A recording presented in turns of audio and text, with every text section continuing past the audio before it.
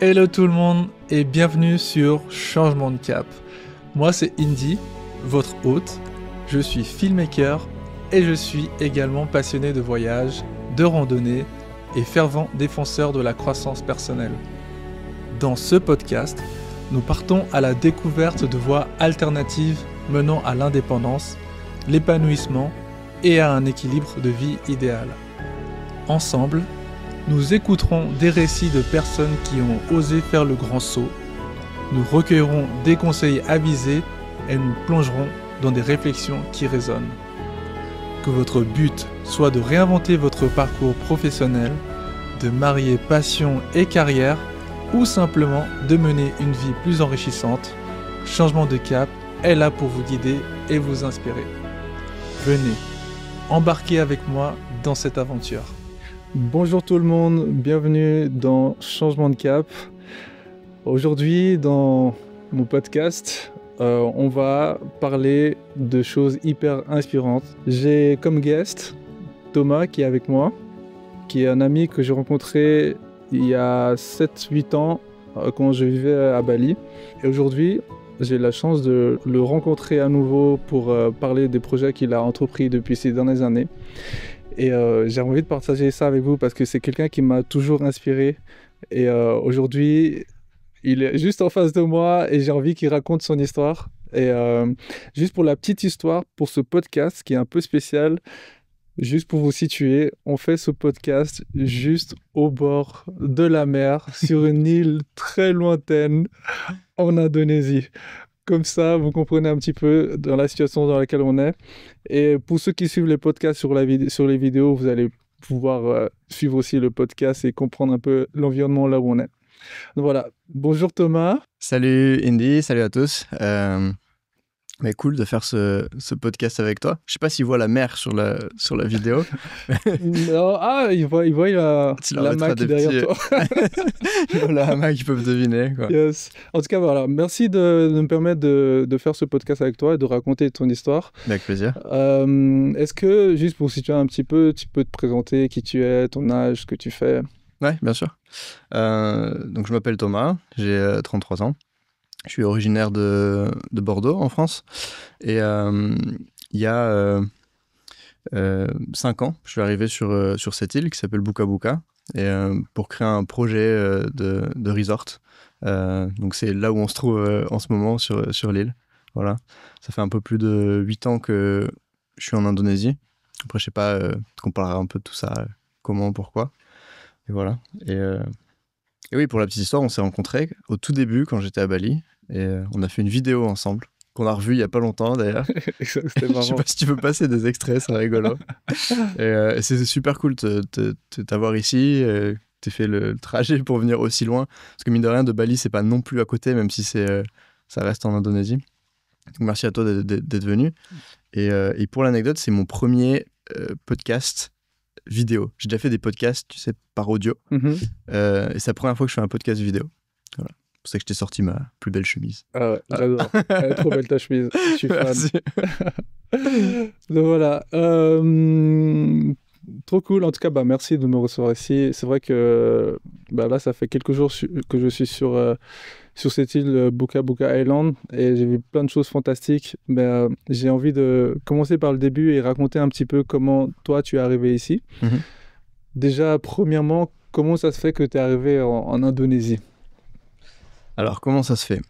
Donc, comme je dis, j'étais originaire de Bordeaux. Et donc moi, j'ai un parcours un peu particulier. J'ai arrêté mes études en cours après une licence de psycho qui m'a pas servi à grand-chose. Et j'étais toujours attiré par l'entrepreneuriat. Donc, quand j'étais en France, je faisais un peu du copywriting.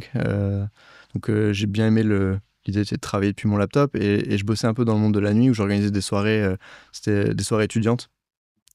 C'était mon premier business, on va dire. Et puis à un moment, j'en ai eu un petit peu marre et je me suis dit qu'en fait, si je faisais ça, c'était pour aller chercher un peu de la liberté. Et j'ai l'impression que je l'avais pas encore. J'étais encore dans ma ville natale. J'avais pas trop bougé, j'avais pas trop fait grand-chose. Et donc du coup, j'ai créé un projet qui s'appelait Startup Cycling. Qui consistait à voyager autour du monde à vélo, littéralement, traverser des pays à vélo. pour rencontrer des créateurs de startups, apprendre d'eux et écrire un article à propos de ce qu'ils faisaient. Voilà. Donc ça a commencé comme ça. J'ai commencé à Bordeaux, donc en France. J'ai traversé une vingtaine de pays en Europe. Ensuite, j'ai fait pareil aux États-Unis, Canada. Et à un moment, à Toronto, j'ai pris un avion pour Bali. Et voilà. Et c'est comme ça que je suis arrivé en Indonésie pour la première fois. Donc c'était il y a un peu plus de 8 ans. Ouais. C'est ça. Ouais. C'est là qu'on s'est rencontrés, justement. C'était là quelques semaines, je pense, quelques mois après qu'on s'est rencontrés. Tu venais d'arriver. Ouais. Et quand tu es arrivé à Bali, c'était quoi un peu ta situation? Parce que tu venais de faire presque le tour du monde et tout. Tu es arrivé à Bali, tu t'es dit, OK, maintenant, je reste là. Mais quelle était ta situation à cette époque-là? En fait, l'idée au début, quand je suis arrivé à Bali, c'était pas de rester. Moi, je pensais rester un moment et puis ensuite continuer de faire ce projet et traverser l'Asie. En fait, je m'étais dit que j'allais faire ça. Ce qui s'est passé, c'est que rien ne s'est passé comme prévu. Déjà, il faut savoir que quand je voyageais à vélo, j'avais pas beaucoup d'argent. Puis c'est un truc qui était cool, voyager en vélo, t'as pas non plus besoin de beaucoup d'argent. Tu voyages par tes propres moyens, tu manges, tu vas t'acheter des petits trucs, du riz, machin. T'as pas besoin de beaucoup d'argent pour voyager à vélo. Donc j'avais pas grand-chose. Mais en fait, ce qui s'est passé, c'est qu'à Bali, je me suis fait, on va dire, hacker ma carte sur un distributeur. Ça s'appelle skimming en anglais. Je connais pas l'équivalent français. En gros, ce qui s'est passé, j'ai mis ma carte sur un distributeur dans un petit supermarché, chose à jamais faire, mais j'étais un peu innocent, et pour retirer du cash à côté de l'aéroport. Et en fait, quelques semaines plus tard, le peu d'argent qu'il y avait sur mon compte, en fait, s'est fait vider. Voilà. Donc ça, c'était mes débuts à Bali. Voilà. Donc, je suis pas resté initialement à Bali parce que j'avais des projets ou parce que j'avais des trucs en cours. Au début, je suis resté à Bali parce que j'ai pas les moyens de partir. Ah, ok. Tout début, ouais. Initialement, c'était un petit peu ça. Alors évidemment, au début, quand ça t'arrive, c'est pas ce que tu partages avec les gens. Tu dis pas, je suis bloqué à Bali. T'as sûrement une partie d'ego et puis une partie de, c'est mes choix. Je me suis mis dans une situation. C'est aussi à moi de trouver la solution et voilà. Et donc je l'ai pris comme un challenge. J'ai vécu pendant 1 mois dans une famille balinaise qui m'a hébergé, qui m'ont donné à manger, etc. C'était 1 mois qui m'a permis un peu de rebosser un peu, faire un petit peu. Je faisais des sites web, j'écrivais. Et d'ailleurs, à ce moment-là, j'apprenais à faire de la vidéo. Je faisais des vlogs quand je voyageais. Et je pense que c'était un peu ça ce qui s'était passé. Quand on s'est rencontrés, on a fait une vidéo ensemble. C'est ça. T'étais bien plus avancé que moi. Et du coup, moi, j'ai appris de ce que tu faisais à l'époque. Et je pense, ça doit faire 2 mois que j'étais à Bali. Donc j'ai commencé comme ça à Bali. C'était pas très glorieux. C'est pas le genre d'histoire que tu racontes au moment où tu la vis. C'est le genre d'histoire que tu racontes une fois que t'as réussi à faire mieux, quoi. Ouais. Voilà. Puis là, t'as fait beaucoup mieux, mais on va en parler. Et du coup, c'est vrai qu'en arrivant là, moi, je savais pas que c'était aussi compliqué pour toi, la situation à Bali à l'époque. Mais à ce moment-là, quelles ont été les solutions déjà pour t'en sortir? Donc plusieurs choses. Première, j'ai fait ce que je savais faire pour gagner de l'argent. Donc j'ai ouvert mon laptop et j'ai commencé à chercher des clients, des deals. Alors c'était des tout petits trucs. Je faisais vraiment tout ce qui passait devant mon nez, en fait. Faire un WordPress pour 250 €. Ouais, bien sûr. Tu vois, tout ce qui passait qui pouvait créditer de l'argent sur mon compte en moins de 48 heures et qui était légal. Évidemment, j'ai tout pris, quoi. J'ai fait tout ce que je pouvais. À un moment, j'ai eu un job aussi dans une boîte à Bali qui est tenue par des Français, mais qui m'ont vachement aidé. Ils m'ont donné un job, un permis de travail. Et ce qui s'est passé, c'est que je ne suis pas resté longtemps. Parce qu'en fait, tu sais, quand tu voyages pendant plus d'1 an à vélo, toute la journée, t'es libre, t'es sur ton vélo, tu pédales, etc. Tu te poses quand tu peux, etc. Avoir ton premier job, parce que j'avais jamais eu de job per se avant. Avoir ton premier job où tu es dans un bureau de 9h à 17h, ça a beau être à Bali. En fait... et je me suis senti ingrat, en fait, de ressentir ça, mais j'y arrivais juste pas, en fait. Et donc, j'ai bossé, je pense, 1 ou 2 mois à peine avec eux. J'ai vraiment essayé plein de choses, tu vois. J'ai pas choisi trop les jobs, les missions, tu vois. Donc, c'était légal et je pouvais le faire depuis mon laptop, tu vois, je faisais. Donc, j'ai fait ça pas mal.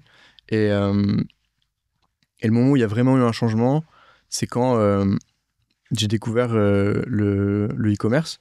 Au début, j'ai découvert le e-commerce parce que j'avais un client, quelqu'un qui cherchait un freelance pour faire un site de e-commerce sur Shopify.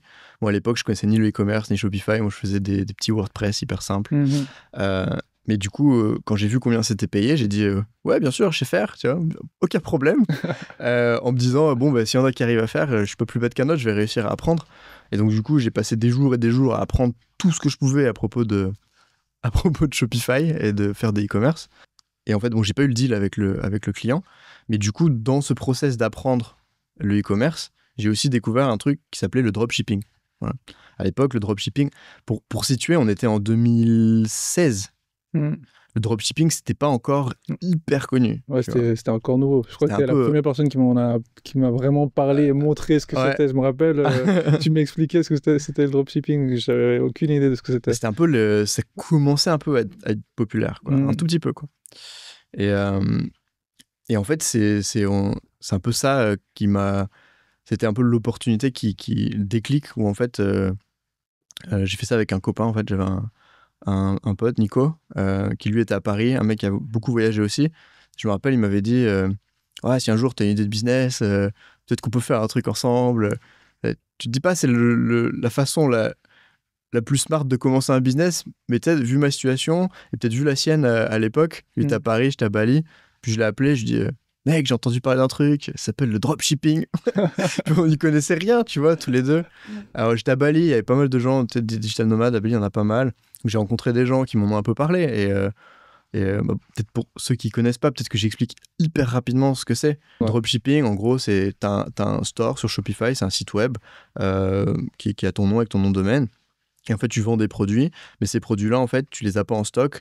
Ces produits-là, ils sont dans une usine en Chine ou n'importe où, en fait. Juste que traditionnellement, c'est en Chine. Et en fait, dès que tu as une commande, toi, tu envoies la commande au fournisseur en Chine, et puis c'est ce gars-là qui va envoyer la commande à ton client. Voilà. En gros, là, il y a plein d'avantages. Tu n'as pas besoin d'avoir les produits en stock. C'est pas toi qui gère les envois, donc tu gagnes du temps en logistique, etc. Voilà, en 10 secondes, ce que c'est le dropshipping.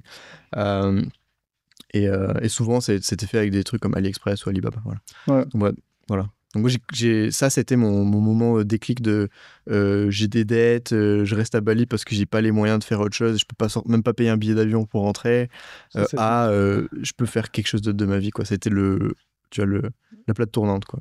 Yes. Bah, je pense que c'est à ce moment-là que nous on s'est rencontrés parce que tu faisais déjà du dropshipping, tu vois. Ah, quand on s'est rencontrés, je faisais... Ah, ok, ça marche. Et du coup, là, tu as commencé à remonter la pente.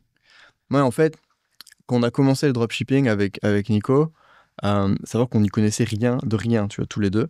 Donc du coup, on a essayé tout ce qu'on pensait être un petit peu intelligent, ou tout ce qu'on pensait aller fonctionner. Évidemment, on a fait énormément d'erreurs. Pendant 3 mois, je crois, un truc comme ça, on a perdu de l'argent tous les mois. C'était une catastrophe. Mais ce qui était cool de faire ça à deux, c'est que lui, c'est un mec qui a la motive et tout. Et puis à chaque fois que moi, je voulais arrêter, je me sentais coupable parce qu'on faisait ça avec ses fonds à lui, tu vois. Et du coup, parce que moi j'avais pas de fonds, du coup je disais, ah mec, c'est bon, on va arrêter, tout, je te rendrai les fonds, machin. Et non, on continue. Et en fait, à un moment, si tu veux, on a eu un. En fait, le concept, c'est que tu mets les produits sur ton site et ensuite tu fais la pub sur Facebook, Instagram, etc. Tu vois. Et à un moment, un jour, une pub sur un produit, tu vois, qui a marché pour la première fois.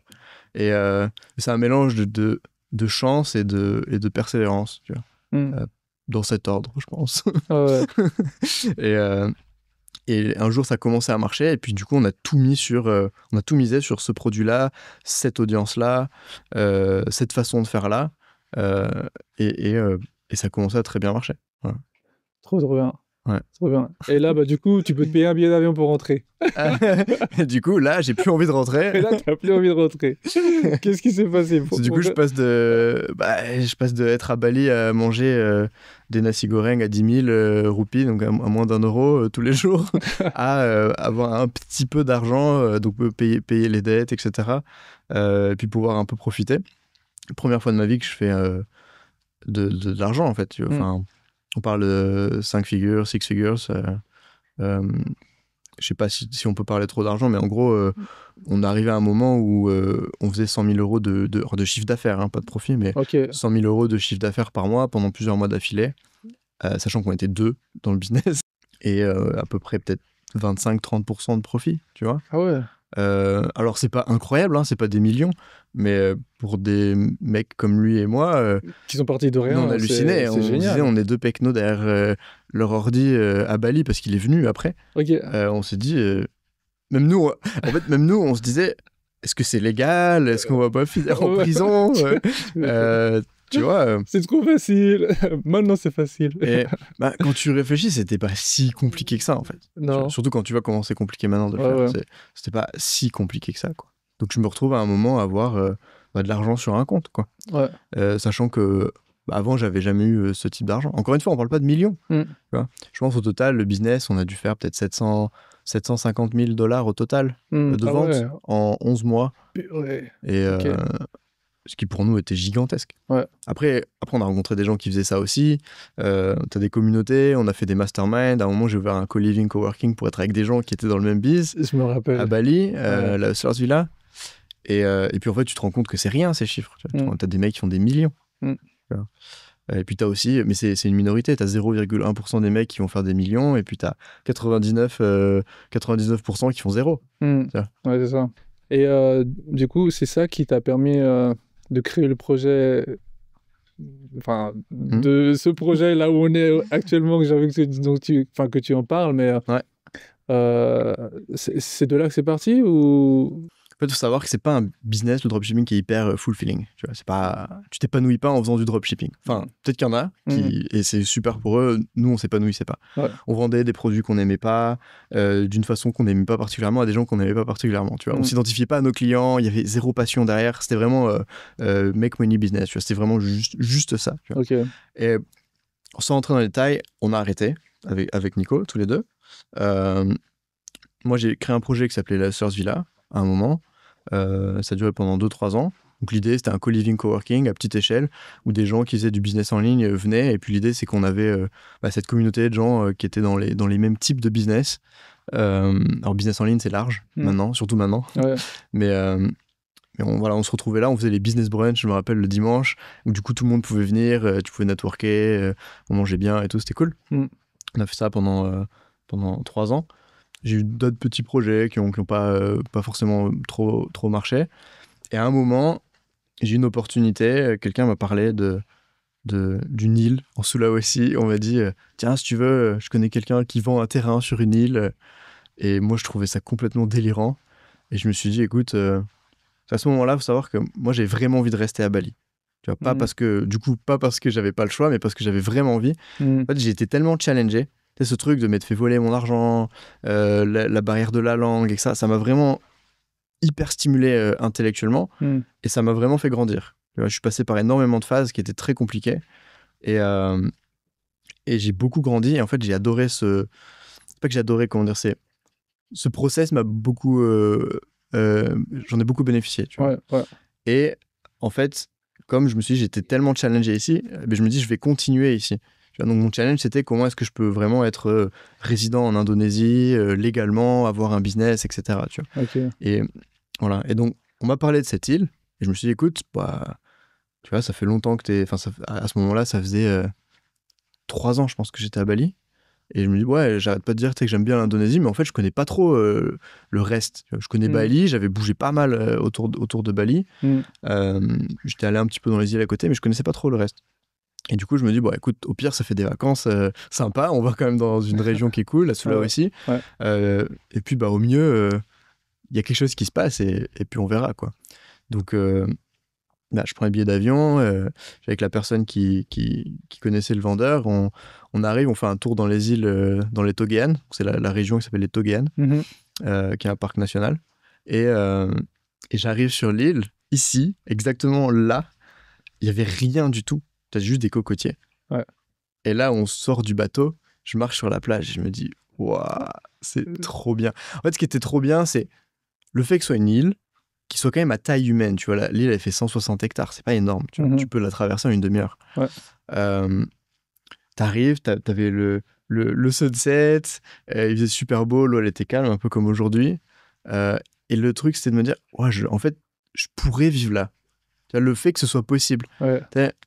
Où jusqu'à présent, tu vois, je vivais à Bordeaux parce que c'est là que j'étais né, je faisais mes études là. Tu vois, j'avais eu ce déclic de découvrir un peu le freedom, c'était de voyager à vélo, mais il y avait quand même beaucoup de limites. C'est que j'allais d'un point A à un point B. Puis à un moment, j'arrive sur une île et je me dis, waouh, c'est ouf, je pourrais tellement vivre là, quoi. C'est génial. Et dans mon cerveau, en fait, je pense que ça a juste enclenché une case qui n'existait pas avant et j'ai pas arrêté d'y penser en fait. Sur tout le trajet du retour, mon cerveau il travaillait à 10 000 à l'heure et je me disais qu'est-ce que je pourrais faire sur cette île, qu'est-ce qui ferait sens.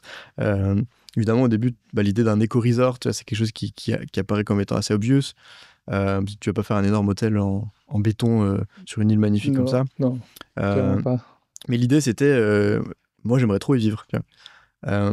Et c'est pas nouveau, je pense, cette idée de j'aimerais vivre sur une île déserte un peu. Tu vois, je pense que t'as pas mal de personnes qui disent. C'est un rêve de tout le monde, ça. Ouais, tu dis, je vais vivre sur une île et tout. Ouais, c'est ça. Alors, t'as les deux opposés, je pense. T'as les gens qui veulent vivre sur une île en mode escape the crowd, et t'as les gens qui veulent. Leur but, c'est de vivre à New York. Tu vois, bon, chacun a ses aspirations. Et c'est marrant d'ailleurs, parce qu'il y a quelques mois, ma maman m'a envoyé un dessin que j'avais fait quand j'avais, je crois, 4 ans ou 5 ans. Et j'ai dessiné un petit bonhomme sur une île déserte, tu vois. Et ma mère, elle m'a envoyé ça, elle m'a dit, tu vois, en gros, tu l'as manifesté, quoi. Mais tu m'étonnes. Et ça m'a fait trop rire de revoir ce dessin. Ouais. Et évidemment, j'avais complètement oublié, tu vois, je savais pas. Mais voilà, c'est un peu prédestiné, quoi. Tu peux connecter les dots depuis 5 ans jusqu'à 33 ans. Quoi. Non, mais moi, je sais pas le nombre de fois j'ai dû faire des dessins de petites îles avec un petit bonhomme et ça pourrait être moi. Ah ouais, c'est ça, il y a le petit palmier. Il y a le petit palmier au milieu de l'océan. C'est ça. Et toi, tu vis ça aujourd'hui. Donc, ouais, c'est incroyable. Et du coup, comment tu fais du coup pour acquérir un terrain sur cette île, Buka Buka Island? Enfin, tu peux venir et dire, ok, bah maintenant, j'achète ce terrain. Ouais. Enfin, donc en fait, en Indonésie, tu as un peu une croyance générale qui est les étrangers ne peuvent pas acheter de real estate en Indonésie, c'est un peu ancré dans les idées, tu peux que faire de la location, etc. En fait, il y a une façon qui est très, on va dire, simple, très straightforward, c'est l'Indonésie a un programme pour les investisseurs étrangers. Tu crées une entreprise, une société, ça s'appelle une PT-PMA. PT, c'est l'équivalent de SARL en France, par exemple. Et PMA, en gros, ça veut dire investissement étranger. Donc, c'est fait exprès, c'est un véhicule, c'est un objet, une entité légale, pardon, qui est faite pour ça. Donc, tu crées cette PT-PMA, tu incorpores cette société. Et ensuite, cette société, donc tu peux en posséder 100%. En tant qu'étranger. Et cette société-là, évidemment, tu as des catégories de business où tu peux et d'autres où tu peux pas.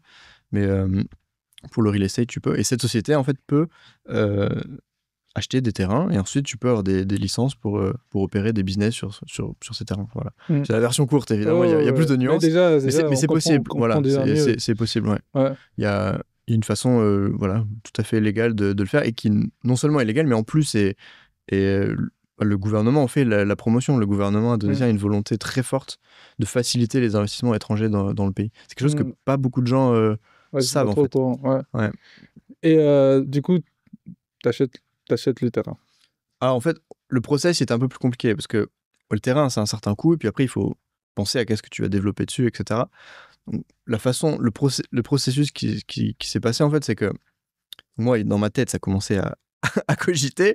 Ok, vivre sur une île, faire un éco-resort, ok. Il y a eu un moment où je me suis posé les questions un petit peu évidentes. Tu sais, est-ce que je peux acheter le terrain par moi-même et tout construire par moi-même? Donc ça, c'est la réponse, c'était non. Comment on fait pour l'électricité? Comment on fait pour l'eau? Comment on fait pour Internet? Toutes les questions que potentiellement tout le monde se pose quand ils se disent ok, le mec il vit sur une île déserte, mais dans quelles conditions, tu vois? Et la première question, c'est celle de l'achat du terrain. Et en fait, il se trouve qu'à ce moment-là, et puis même encore, je partage beaucoup sur les réseaux sociaux ce que j'expérience en fait. Quand j'étais à Bali, quand j'ai fait du e-commerce, je partageais énormément. Et sur Facebook notamment ou Instagram. Et donc du coup, première chose que j'ai fait, c'est j'ai pris évidemment des photos, des drones, etc. Et puis, d'ailleurs, je crois que j'ai commencé à écrire le post sur le trajet bateau du retour. Je me rappelle. Pour passer de ma tête jusqu'au texte, quoi. J'étais à chaud, quoi. Et en fait, j'ai posté tout ce que j'avais en tête, tu vois. Exactement ce que je viens de te raconter. Je l'ai juste mis sur les réseaux sociaux. Et puis, il y a des gens qui ont commencé à me contacter en me disant ça a l'air trop bien. Peut-être que si tu le fais, moi, je pourrais participer. Peut-être on pourrait acheter le terrain ensemble, etc. Tu vois.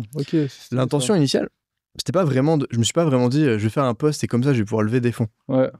Mais en fait j'ai juste fait comme je faisais d'habitude, c'est-à-dire que je vis un truc, c'est intéressant pour moi, donc potentiellement c'est intéressant pour au moins une autre personne, donc mais je le partage. Voilà. Et donc, il y a eu 2-3 personnes qui m'ont dit, écoute, moi, je suis hyper chaud. C'est un peu un projet un peu coup de cœur, tu vois. C'est pas le truc où tu te dis, je vais investir sur une île, je vais faire énormément d'argent. Tu vois. C'est vachement risqué. L'île, t'as plein de questions. Comment on y accède? Est-ce que le mec qui va réussir à construire quelque chose alors que c'est pas du tout son background, tu vois? C'est vachement un truc coup de cœur où c'est basé sur la confiance, tu vois. Et donc voilà, donc c'est ce qui s'est passé. J'ai fait ce post sur Facebook et puis il y a des gens qui ont commencé à me contacter. Puis au fur et à mesure, moi j'ai continué à partager mes réflexions, où j'en étais, les questions de base, eau, électricité, etc. quoi. Voilà. Ok, donc C'était un peu ça le process. Ouais. Ouais, mais c'est bien, je pense que c'est une bonne approche ça. Bah, du moment que, enfin, si tu as une idée et puis tu la gardes pour toi, tu sais pas si tu vas pouvoir attirer des gens avec cette idée. Ouais. Et du moment que tu le mets sur la table, bah, il y a des gens qui ont peut-être la même idée que toi et qui vont dire, oh, en fait, j'avais la même idée ou je suis intéressé par ça ou c'est aussi ma vision de vie et les gens vont, c'est comme C'est ça ça. que tu as attiré un C'est petit ça. peu ton Exactement. équipe ou les gens avec qui Ouais. tu vas créer des projets en fait. Ça. Et t'as l'effet inverse aussi. T'as aussi les gens qui disent que c'est une idée toute pourrie. Tu vois. Et c'est fine en nul. fait. Oui, mais t'as des gens qui disent ça, tu vois, qui disent mec, laisse tomber, Tu vois, ça bon, fait aucun sens, tu vois. Et c'est fine aussi. En fait, il y aura toujours ça. toujours. Mm.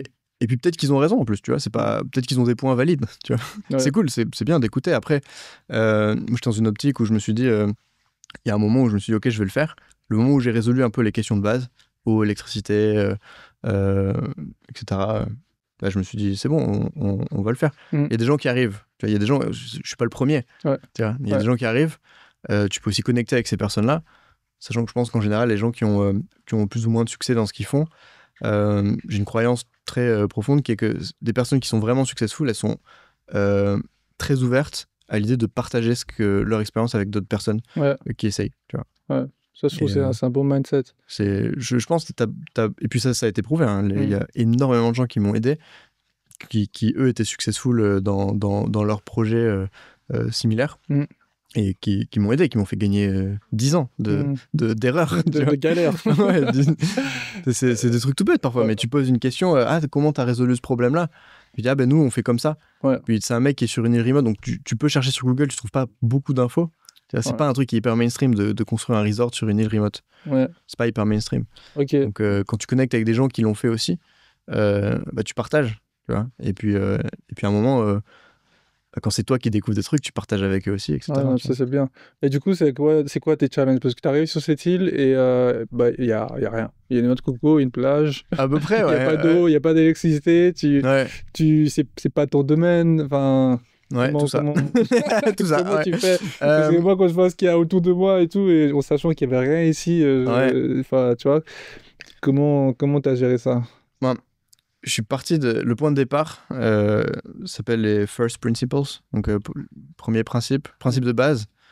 J'ai pris une feuille blanche, un crayon et j'ai de façon très basique j'ai écrit de quoi on a besoin sur l'île, quoi. Donc début t'as eau, électricité, internet, ça arrivait vachement tôt dans la liste quand même,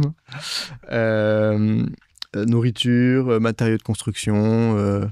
Voilà. Et en fait, j'ai pris ces points un par un, je les ai résolus de façon isolée. Quand je dis résolu, en fait, c'est pas très complexe, en fait. C'est que, par exemple, je prends l'exemple de l'électricité, c'est hyper simple. Je vais sur Google, tu vois, et puis je commence à rechercher les différentes façons de générer de l'électricité. De façon très rapide, t'arrives au panneau solaire, parce qu'il n'y a pas beaucoup de vent, parce que voilà, donc t'arrives très vite au panneau solaire. Puis je me rends compte que, n'y connaissant rien, je me rends compte que les panneaux solaires, c'est une techno qui est quand même assez fonctionnelle, qui est utilisée partout déjà. Donc tu achètes des panneaux, tu achètes des batteries, tu connectes entre les deux avec un convertisseur. Évidemment, il faut un technicien qui sait faire, donc ça rentre dans la liste, tu vois, t'écris tout. Et en fait, en partant de là, tu commences à dire, ok, donc ça, c'est possible, tu vois. Alors après, combien de watts, et ça, c'est des détails. Mais tu sais que c'est possible. En fait, j'essaie de faire avancer chacun des points un peu comme ça, de façon isolée. Pour l'eau, je suis très vite arrivé sur désalinisation et capture des eaux de pluie, par exemple. Parce qu'il n'y a pas d'eau sur l'île. Parce qu'il n'y a pas d'eau en quantité suffisante pour qu'on puisse l'exploiter. Ok. Voilà. Donc, bon, voilà. Et donc tout ça, en fait, j'ai résolu ça de façon isolée. Et ensuite, j'ai tout combiné en disant comment est-ce qu'on peut l'intégrer d'une façon qui fait sens. En fait, c'est beaucoup plus simple que ce que je pensais.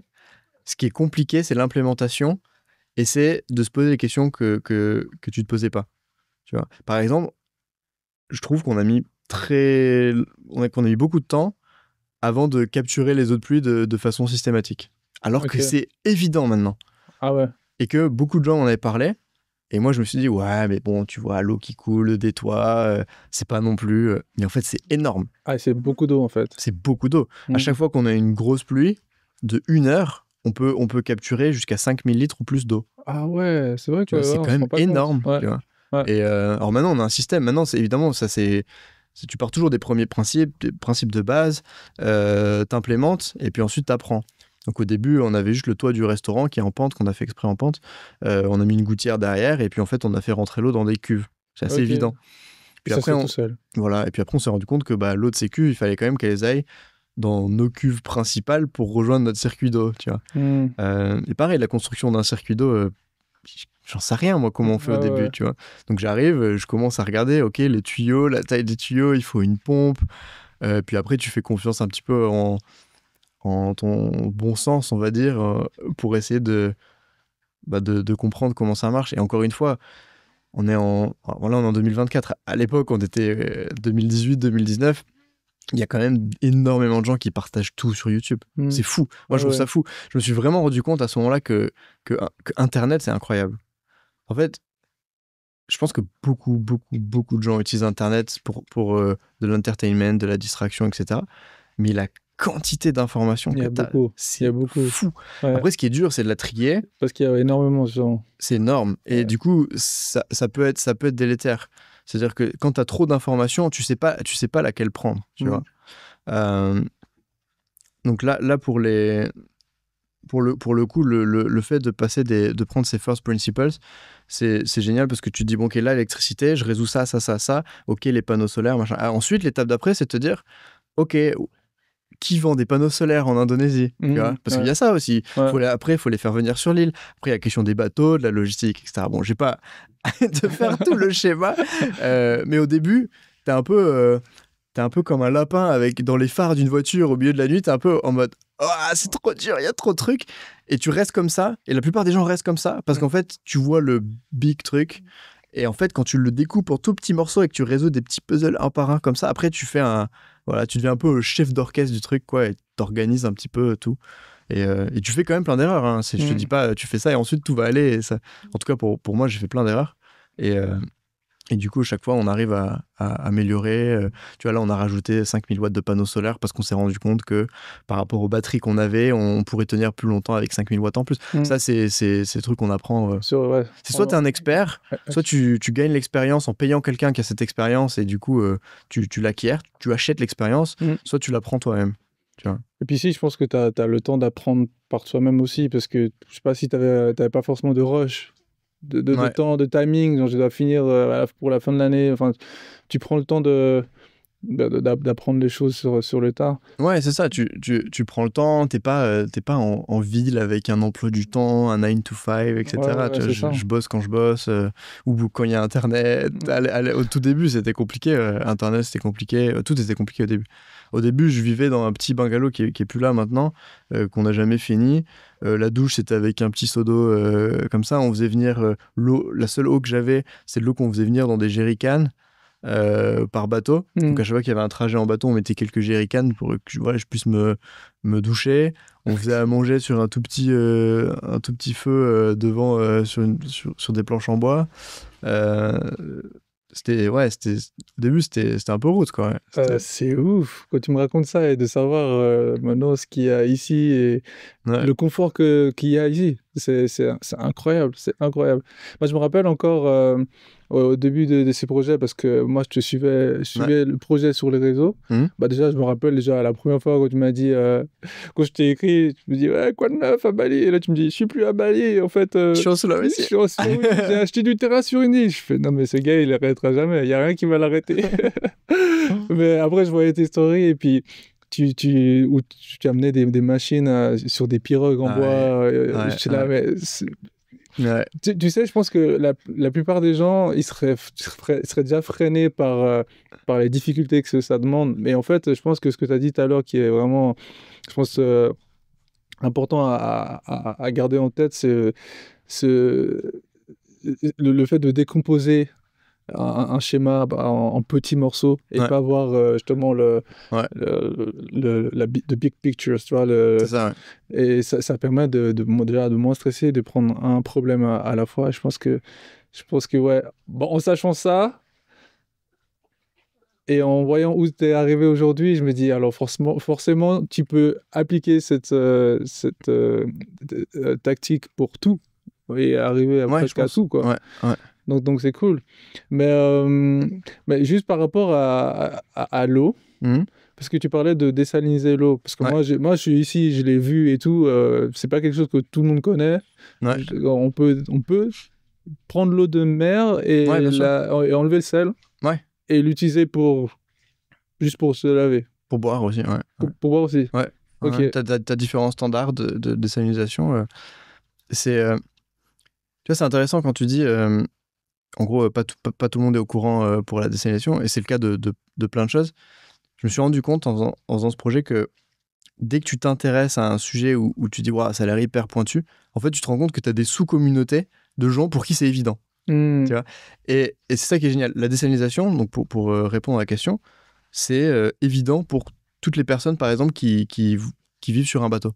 T'as des millions de personnes qui vivent sur des bateaux, qui ont sur des voiliers, des bateaux de croisière. Comment ils font pour l'eau? Ils désalinisent l'eau de mer. Depuis des années. Et pour eux, c'est complètement évident.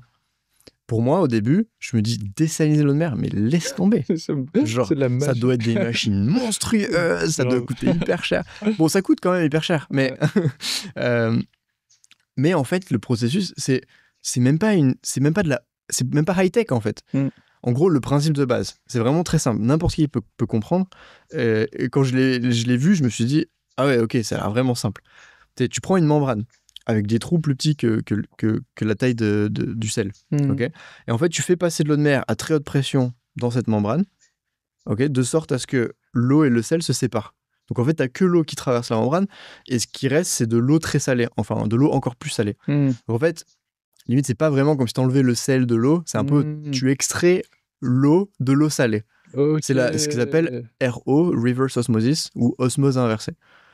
Et ça, ce procédé, mais il est hyper connu, il est vachement maîtrisé. C'est trop stylé. Et quand tu commences à t'intéresser au sujet, tu dis, mais en fait, tu as des millions de personnes qui utilisent ça, il n'y a rien de spécial.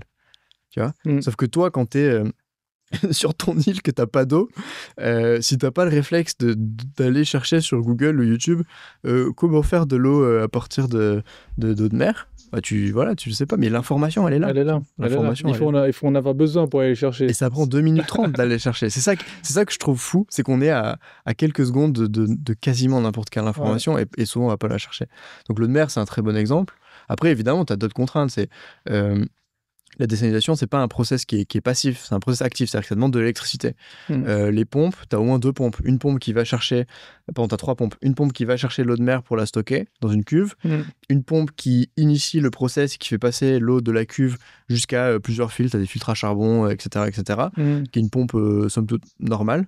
Et ensuite, tu as une troisième pompe qui est une pompe à haute pression, qui, elle, en fait, c'est cette pompe-là qui fait passer l'eau à travers la membrane. Et toi, en fait, donc tu as 2 produits. Tu as un produit, c'est de l'eau non salée, et de l'eau très salée. Voilà. C'est assez... donc ça, c'est facile. Il te reste quand même de l'eau salée. Mais c'était intéressant. Moi, dans ma tête, je m'étais imaginé, genre, tout d'un coup, t'as que de l'eau et puis t'as un tas de sel. Mais en fait, pas du tout. Ouais, non, t'as de l'eau très salée. Ouais. Et par exemple, pour la désalinisation, c'est un sujet. Tu peux dire, pourquoi est-ce qu'on fait pas de la désalinisation à grande échelle dans des grandes villes? Alors, déjà, ça se fait quand même. Oui, ça se fait. Et 2, pourquoi on le fait pas plus? C'est parce qu'en fait, ce qui se passe, c'est que quand tu le fais à grande échelle, toute cette eau très salée, t'en fais quoi? Quand tu le fais à petite échelle, que tu as 20 chambres, tu vois, et que tu la rejettes dans des sols, par exemple, tu la rejettes dans des sols, alors la structure de l'île, c'est quoi? C'est de la roche, c'est des coraux, etc. Tu vois, tu prends un endroit où c'est des sables et de la roche et tu la rejettes là-dedans. L'eau, elle est filtrée, etc. Ça va. Mais quand tu fais ça pour une ville avec 5 millions de personnes, On parle pas de la même quantité d'eau, tu vois. Ouais. T'en as qui se disent, ouais, tu pourrais l'acheter dans la mer. La mer, c'est déjà de l'eau salée. Qu'est-ce que ça va faire si tu envoies de l'eau un peu plus salée dans la mer? Mais le problème, c'est que l'eau qui est plus salée, elle est aussi plus dense. Et donc, du coup, elle a tendance à rester au même endroit. Et du coup, tu détruis la faune marine. Ah, ok. Tout ça, encore, c'est très documenté. Et puis, c'est de la recherche. Et puis encore, je suis sûr qu'on peut améliorer tout ce qu'on fait. Je suis sûr qu'on peut l'améliorer. Ouais. C'est ça que je trouve génial aussi. C'est qu'à aucun moment, il y a un problème qui est résolu de façon définitive où tu dis là c'est bon, je suis le meilleur dans la résolution de ce problème, c'est la fin. À aucun moment ça arrive. Il y a toujours un moment où tu vas rencontrer un gars qui fait un peu le truc différemment et ça fonctionne mieux. Soit ça dépense moins d'énergie, soit c'est plus efficace. Tu vois. Et ça c'est cool, tu vois, j'aime bien. Et du coup, quand tu as commencé à regarder un peu tous ces solutions pour construire sur cette île, quelle était ta vision? Tu voulais construire un resort, un petit resort, un bungalow, qu'est-ce que tu avais en tête à ce moment-là? Parce que pour le moment, tu voulais vivre, mais après, tu t'es dit, je veux créer quand même un projet. Ouais, bien sûr. C'était quoi ce projet? Donc, Reconnect, c'est le nom du projet. Le nom, il est venu assez vite dans le projet. Et l'idée de base de Reconnect, c'est de basé sur le principe de la philosophie balinaise ça s'appelle Trihita Karana, qui est en gros l'équilibre entre toi et la nature, toi et toi-même, toi et la nature, et toi et les autres. Okay. Et je voulais reprendre un petit peu cette philosophie, parce que ça me parle, et d'ailleurs on la retrouve dans le logo qu'on a fait pour Reconnect. Et l'idée c'est ça, c'est de faire un lieu où tu viens pour te reconnecter à toi-même, les autres, la nature, etc. Donc ça, c'était un peu l'idée de base. Le projet, il a pas mal changé entre les premières ébauches et la réalité, et ce qu'on a vraiment fait. Pour plusieurs raisons. La première raison, c'est que première ébauche, je l'ai fait en passant par des architectes de Bali qui m'ont fait un projet incroyable, avec beaucoup de bambou, avec des formes très naturelles, très arrondies, etc. Et puis en fait, plus je venais sur l'île, parce que j'essaie de venir assez régulièrement, plus je me rendais compte que, on n'avait pas la technique et les skills pour faire ça ici. 2, c'était très cher. Et 3, la logistique était infernale. Et du coup, il y a eu un moment qui était très dur dans l'histoire du projet. C'est le moment où j'ai pris tous ces plans des architectes et j'ai tout jeté. Et je suis venu vivre ici. J'ai créé une petite cabane, un petit bungalow, le fameux qu'on n'a jamais fini. Et je me suis dit... il faut que je vive sur place pour voir à quoi on a accès, qu'est-ce que les gens autour de nous savent faire, et comment est-ce qu'on peut construire un projet qui ne va pas coûter 2 millions, mais peut-être 20% de ça, quoi. Et comment est-ce qu'on peut faire ça par itération, au lieu de partir dans un truc délirant où tu te retrouves avec des frais monstrueux pour tout, tu vois. Donc voilà. Donc j'ai un peu pour la création du projet, quoi. C'est ça. Mais le nom Reconnect et le concept a été là assez tôt, il est resté... plus ou moins le même, ouais. Ok. Trop bien. C'est beau ce que tu as fait. J'adore. Moi, je pourrais rester là. C'est tellement calme. Ah là là, c'est... Ouais. Les locaux. Quelle a été ta relation avec les locaux? Parce qu'il y avait déjà des locaux sur l'île avec qui tu t'es entouré pour pouvoir faire ce projet. Quelle est ta relation en général dans ce projet avec les gens d'ici? Au début, donc il faut savoir qu'il n'y a pas beaucoup de personnes qui vivent sur l'île en soi. Tu as des gens qui travaillent la noix de coco, qui font de la copra. Tu as des pêcheurs. Mais en tout et pour tout, je pense à n'importe quel moment, tu as peut-être maximum peut-être 15-20 personnes sur l'île, tu vois. Sur une île de cette taille, tu vois, c'est pas grand-chose. Dès le début, en fait, tu vois, on avait cette envie, tu vois, de dire, évidemment, il faut qu'on fasse quelque chose où les locaux fassent partie du projet, où on peut bosser avec eux. J'avais pas envie d'arriver en mode le colon blanc qui arrive dans un pays, qui arrive avec son argent et qui dit je vais faire ça, que vous soyez d'accord ou pas, on va faire un resort, tu vois. J'ai pas vraiment envie de faire ça. J'avais une chance, c'est que je parlais déjà un peu indonésien, je me débrouillais plutôt pas mal à ce moment-là, et donc du coup ça a été assez facile de commencer à communiquer avec les locaux, parce que c'est un peu la première peur que les locaux ils voient des étrangers, alors, sachant que c'est pas touristique du tout dans la région. C'est pas comme à Bali, tout le monde parle anglais, ils ont l'habitude, c'est 80% de leur industrie, c'est du tourisme, etc. Tu arrives dans un endroit ici où la plupart des gens ont jamais vu quelqu'un qui a la peau blanche. La plupart des gens, au début. Et donc, le fait de au moins pouvoir parler la même langue, tu vois, déjà, ça aide. Donc, au début, c'était quand même pas évident de réussir à comprendre les besoins des locaux, ce que nous, on pouvait apporter. T'as vachement de biais quand t'arrives. Je pense que c'est très européen, où t'arrives dans un pays comme l'Indonésie et tu dis, nous, on va aider les gens, on va leur apporter notre savoir et notre expérience d'occidentaux, etc. T'as plein de gens, c'est un peu ce syndrome du sauveteur, quoi. Et en fait, tu te rends compte que, déjà, les gens, ils s'en sortent très bien sans toi. Ça, c'est un premier pas à franchir. C'est que même s'ils ont des conditions différentes, plus difficiles, etc., ils y sont habitués. Et puis deux, la plupart des gens sont vachement plus heureux que tous les Occidentaux que je connaisse ici, tu vois. Et donc, tu as un peu cette démarche à avoir de dire, OK, quels sont les besoins des gens, en quoi est-ce que nous, on peut vraiment aider. Et puis, la plupart du temps, c'est pas de l'argent, tu vois. Tu as beaucoup de gens qui croient que pour aider les personnes en difficulté, il faut de l'argent. L'argent, ça aide à résoudre des problèmes d'argent. Ouais. Mais par exemple, tu es sur une île ici, tu te rends compte que les locaux, ils ont besoin d'électricité. Alors évidemment, oui, mais avec de l'argent, etc. Mais en fait, la façon la plus simple, c'est que nous, on a créé notre grid de panneaux solaires. On leur a donné accès. Donc aujourd'hui, n'importe quel local qui est sur l'île, qui vient avec son téléphone, sa lampe torche pour aller pêcher, etc., tout le monde le sait, ils peuvent venir charger leurs appareils ici. Gratuitement, évidemment. Évidemment, gratuitement. Non, vous payez. Non, évidemment, gratuitement. C'est des petites contributions où tu dis, non, mais c'est bien. Nous, qu'est-ce que ça nous coûte ? Littéralement zéro. C'est pas pour la consommation d'électricité que ça prend. Voilà, ça ne nous coûte pas grand-chose. Et eux, en fait, la valeur ajoutée, elle est énorme. Voilà, donc ça, c'est un exemple de quelque chose qu'on a commencé à faire peut-être la deuxième, troisième année où on était ici. On s'est rendu compte que, en fait, c'est hyper important pour eux. Par exemple, ça arrive aussi que mettons si on est sur une période où il y a des tempêtes, alors ça arrive pas souvent, on a de la chance, mais où ils peuvent pas traverser avec les bateaux. Et ils arrivent à un moment où ils ont plus d'eau. Tu vois. Évidemment que nous, si on a de l'eau, on va partager. On essaye de comprendre ces besoins-là. Et parfois, même quand tu as l'intention au début de le faire, c'est pas facile. Parce qu'il faut réussir à être assez proche pour qu'ils te le disent, mine de rien. Et puis voilà, il faut créer la confiance, tu vois. C'est passé pas mal aussi par la pêche, par exemple. On a réussi à arrêter 100% des formes de pêche destructive autour de l'île. Donc traditionnellement, ça peut être la pêche à la bombe ou la pêche au compresseur. Là, ils vont anesthésier les poissons sous l'eau pour les exporter dans d'autres pays. Alors, on a de la chance, ça se faisait déjà pas énormément sur cette île, ce qui fait qu'on a des coraux qui sont incroyables, comme je pense que tu as pu le voir pendant tous ces jours. Oh là là, c'était magnifique. J'ai jamais vu ça. Donc ça, c'est une chance. Mais il y a eu déjà, il y a 10 ans, il y a eu de la pêche à la bombe, etc.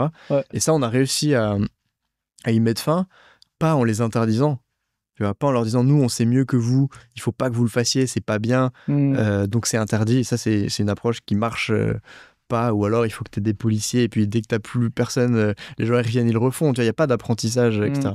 La façon de faire pour nous c'était au début c'était un peu économique, c'est dans le sens nous on achète tous vos poissons à condition que vous pêchez de façon traditionnelle. Donc c'est avec ils ont même pas de canne à pêche, c'est avec un fil de pêche, tu vois. À la main comme ça. Voilà. Et aussi il faut savoir qu'on est dans une région où il y a beaucoup de Badjo qui est une tribu d'Indonésiens qui avant vivaient sur leur bateau et qui étaient des nomades et qui ont une capacité à rester sous l'eau qui est exceptionnelle. Ils peuvent rester parfois 10-15 minutes sous l'eau. Et donc traditionnellement ils pêchent avec un harpon qu'ils fabriquent eux-mêmes. Donc c'est 2 techniques de pêche que nous on les soutient, et du coup dès qu'il y a un gars qui va arriver avec son bateau et qui va nous vendre son poisson, nous on sait très bien comment il pêche, ça se voit, les types de poissons, on voit l'équipement qu'il y a dans le bateau, etc. On va automatiquement lui acheter tout ce qu'il a pêché. Ok. S'ils veulent vendre, S'ils évidemment, on va veulent pas le vendre, forcer. oui, bien Mais entendu. s'ils veulent vendre, si son intention c'est de le vendre, on Ouais. va de toute façon tout acheter, tu vois. Ouais. Par contre, s'il y a des mecs qui arrivent et on sait qu'ils ont pêché avec un filet, tu vois, ou avec des méthodes un peu plus destructrices, on n'achètera jamais leur poisson. Ok. Et ça a commencé comme ça, tu vois. Parce que autant on n'a aucun droit pour dire à des personnes qui vivaient là depuis bien avant nous, on n'a aucun droit de leur dire ah non, t'as plus le droit de pêcher comme ça. Je suis qui, moi, pour dire je suis personne. C'est pas parce que j'arrive et que je construis un resort que d'un coup, je peux dire ah bah non, toi, t'as plus le droit de pêcher comme ça. Évidemment, Ouais. c'est très mal vu. Ouais. Puis ça fait pas de sens. Donc ça, on peut pas faire ça. Par contre, on peut dire, bah écoute, si tu nous amènes du poisson et que tu le pêches de cette façon-là, nous, on va te l'acheter un petit peu plus cher que le prix du marché. Et puis en plus, tu n'auras même pas besoin de retourner sur le continent pour le vendre. Tu Donc peux le lui, vendre directement ici. pour lui, c'est hyper avantageux. Et nous, on a du poisson frais qui vient d'être pêché il y a 2 heures. Tu vois. C'est génial. tu peux pas être plus frais. Ça peut pas être plus frais. Ouais. Voilà. Et du coup, bah, parle-nous un peu de ce resort. Qu'est-ce que tu as construit pour que les gens puissent imaginer un petit peu ce qu'il y a sur cette île et ce que vous proposez. Aujourd'hui, on a une dizaine de chambres. On a deux standards. On a les glamping, c'est le standard de base, quoi, où tout est en bord de mer. Évidemment, toutes les accommodations qu'on a sont en bord de mer avec vue sur le sunset et tu fais quelques pas et tu peux faire du snorkeling devant ta chambre. Ça, c'est le standard. Et ensuite, on a les glamping et puis ce qu'on appelle les beach villas. Donc là, c'est là où on se trouve, c'est une des beach villas qu'on appelait Sunrise Villa. Donc les gens peuvent rester ici. Tout est en formule tout compris. On organise tous les repas, petit-déj, lunch, dîner, etc.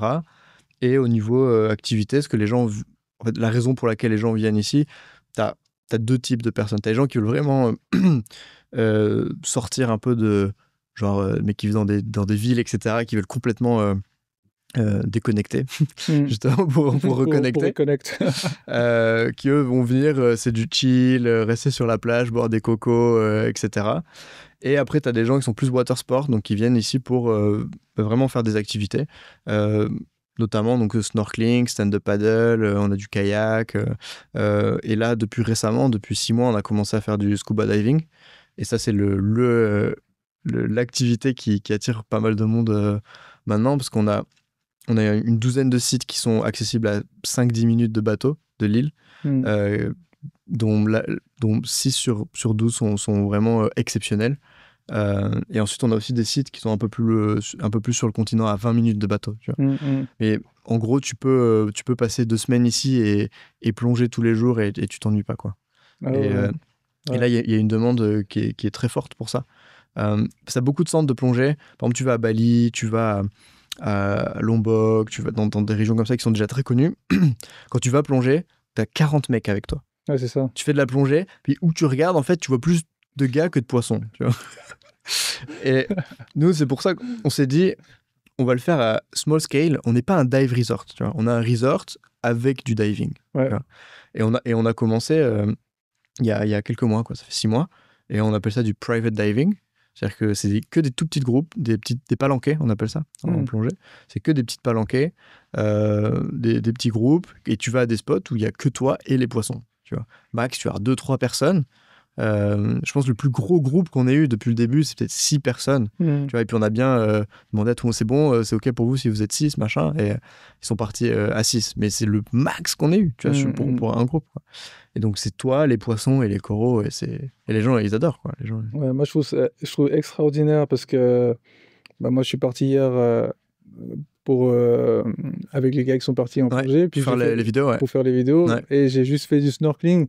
J'ai mis mon masque, j'ai mis ma tête sous l'eau. Ouais. Et en fait, j'ai crié sous l'eau parce que je ne m'attendais pas à que ce soit aussi beau. Ouais. Tu as tellement de chance que juste à 40 mètres, tu as la barrière de corail. Ouais. Et là, j'ai toutes les couleurs. La couleur des poissons, tous ces coraux.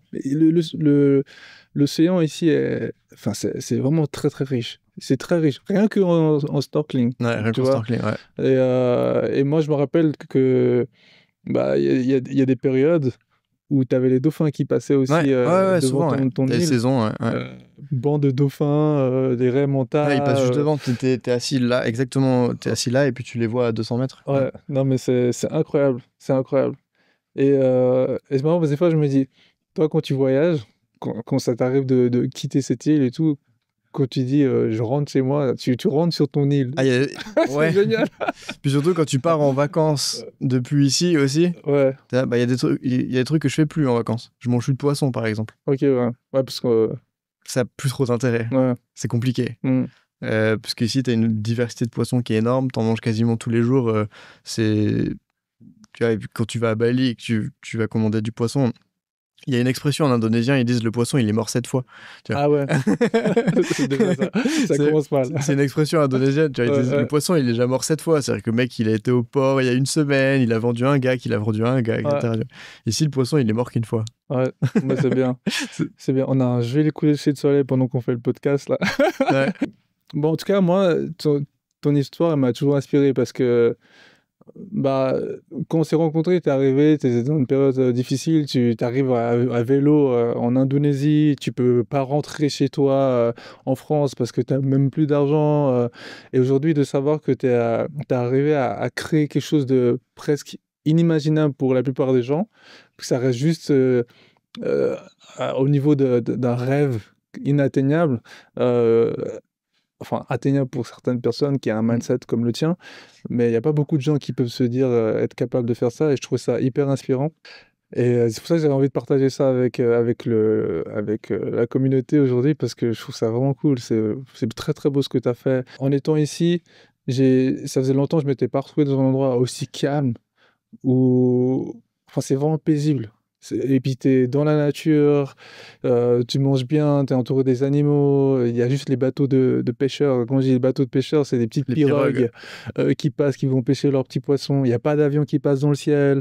Et je trouve que tout ce que tu as créé, bah, ça peut que faire du bien aux gens qui viennent ici. Et je trouve ça beau. Et franchement, je te félicite pour tout ce que tu as créé. C'est incroyable.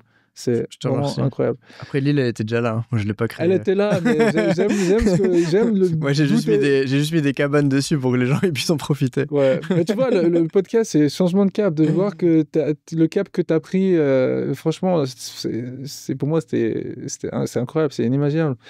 J'aime bien terminer le podcast en posant la question de si tu voulais donner un tips. J'appelais un truc en français. Aux gens qui ont envie d'entreprendre un rêve, entreprendre quelque chose, un changement.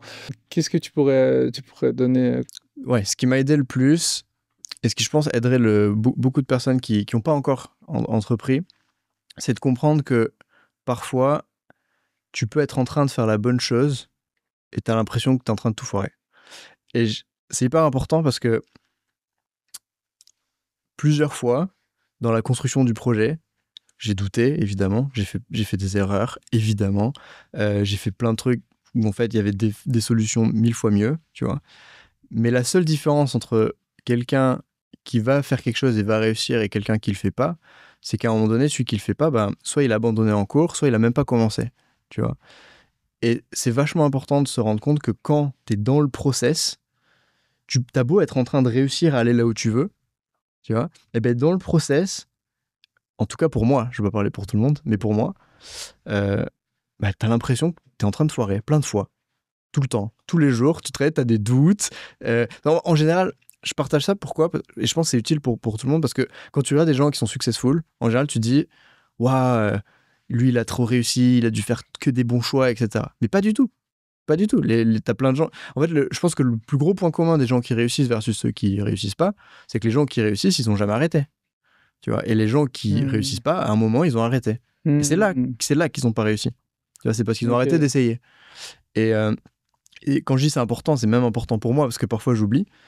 Mais moi, chaque matin, je me réveille, je vois plein de trucs qui vont pas. Tu vois, ta perception, tu vois, quand t'en parles dans le podcast, tu dis que voilà, que ça a marché, c'est successful, que t'es inspiré par ce que j'ai créé, etc. Et ça sonne un peu étrange pour moi parce que moi je le vois pas de cette façon. Tu vois, moi quand je suis dedans, je me dis bah c'est gentil ce qu'il dit, c'est un peu flatteur, mais moi je le vois pas forcément comme ça, tu vois. Alors, évidemment, t'as des hard steps qu'on a franchis, etc. Oui, il y a des problèmes qu'on a résolus, oui, il y a des gens qui peuvent venir, on a internet, l'eau, l'électricité, etc. Ça marche. Mais en fait, dans le day to day, en fait, la route pour continuer à aller vers un succès plus gros, c'est beaucoup de doutes. Voilà. Alors, je sais pas si c'est pareil pour tout le monde, mais je pense c'est pareil pour beaucoup de personnes que je connais qui entreprennent. Il y a énormément de moments où en fait tu doutes. Et je pense que c'est important parce que pour quelqu'un qui entreprend une première fois, en général, quand tu as tes premiers doutes, tes premières claques dans la tête, tu vois, en général, tu te dis ouais, c'est pas fait pour moi, ou ouais, je suis pas assez bon, etc. Mais tu deviens bon en le faisant. J'étais bon à zéro de ce que je fais aujourd'hui. Zéro. J'étais pas ingénieur, je connaissais rien à l'électricité, rien à la création d'eau, rien à la construction. Et j'ai tout fait en indonésien. En parlant que en indonésien, qui est peut-être la 4e langue que j'ai apprise. Tu vois. Donc, sachant que je partais vraiment de zéro. Le seul truc que je savais faire, c'était faire des sites web et des trucs sur un ordi et un peu de digital marketing. Ce qui n'a rien à voir avec construire un truc sur une île, tu vois. Et donc, je pense que c'est important. Désolé, le tips, il fait 10 minutes, c'est comme ça. C'est okay, j'espère juste que ça va être utile. En gros, c'est que ça me tient à cœur de partager parce que t'as beaucoup de gens et ça me rend triste, t'as des gens qui arrêtent parce qu'ils prennent 2-3 claques, tu vois. Et des claques, t'en prends 10 000, en fait. Et la plupart des gens que tu vois qui sont successful, souvent, ils te le disent pas. Souvent, ils disent ouais, j'étais plus smart que les autres, j'ai fait ci, j'ai fait ça, machin, nanana, t'as beaucoup d'ego, mais ils te disent pas qu'ils ont pris des énormes tartes et que c'était hyper dur et que parfois ils étaient dans leur lit à pleurer. Tu vois. Et moi, il y a des tas de moments où j'étais dans mon lit à me dire mais mec, mais qu'est-ce que tu fais? T'es delusional, tu vas jamais y arriver. Mais plein de fois, tu vois. Même encore, parfois il y a des challenges, je me dis putain, mais comment on va faire? Tu vois. Ouais. Je sais pas comment on va faire. Pendant Covid, on n'a pas parlé de Covid pendant le podcast, mais pendant le Covid, c'était dur. Je devais payer les staffs avec de l'argent de ma poche. On avait des investissements qui sont pas arrivés parce que forcément, quand t'as Covid qui arrive, les investisseurs ils disent le tourisme, ciao, bye, tu vois, on veut pas entendre parler. Tu dois quand même payer tes staffs, t'as les constructeurs qui sont là. Il y a des moments où je me dis, mais jamais on va y arriver. Je n'osais plus parler. Parfois, certains investisseurs, je savais pas quoi leur répondre. Désolé, on fait de notre mieux. Si on fait pas bankrupt, on est déjà content, tu vois. Et voilà. Donc, pour moi, c'est hyper important. Et je pense que c'est important que les gens qui regardent ça, si c'est des mecs qui n'ont pas encore entrepris ou qui sont en train d'entreprendre, ou voilà, je connais pas trop les profils, mais de capter que c'est normal, c'est 100% normal et ça va 100% arriver, que tu vas tomber, te prendre des claques, douter, te dire que t'es nul, plein de fois, franchement. Et ça arrive tout le temps à tout le monde. Je connais personne qui est successful qui a eu un trajet comme ça, tu vois. Personne. Les mecs qui disent ça, c'est des mecs qui veulent juste, c'est pour leur personal brand et ils ont un cours à te vendre, tu vois. Les mecs, voilà, moi j'ai rien à vendre, je vends pas de cours. Voilà, n'importe qui voit ce podcast peut venir ici, on boit une noix de coco ensemble avec plaisir. J'ai pas de cours à vendre et je suis hyper content de partager. Trop bien. Merci beaucoup. Merci beaucoup d'avoir été là, d'avoir partagé ton histoire et encore une fois très inspirant. Et je comprends que depuis l'intérieur, toi tu as d'autres priorités déjà en tête, d'autres visions déjà, donc tu te rends pas compte, mais de l'extérieur c'est très inspirant. Je te remercie, c'est plaisir à entendre. Parce que t'as pas forcément des gens à côté qui ouais c'est bien ce que tu fais. T'as personne, tu vois, t'es là, voilà. Donc voilà. Bon merci, c'est fini pour aujourd'hui. Et merci à toi, merci d'avoir écouté, merci d'être venu, d'avoir fait ce déplacement. Je reste très bien, c'est super cool. Avec ce coucher de soleil qui va bientôt toucher l'horizon. Donc voilà. Chers auditeurs, comme vous avez vu, encore une fois, une très très très belle histoire à partager aujourd'hui. Ça me tenait vraiment à cœur de l'avoir sur le podcast et puis on a réussi à le faire, donc c'est vraiment vraiment cool. Donc voilà, moi je vous dis à très très très bientôt pour un nouveau podcast, des nouvelles histoires, des nouvelles aventures. En attendant, prenez soin de vous et à très bientôt. Ciao, à bientôt. Ciao. Merci Indy. Ciao.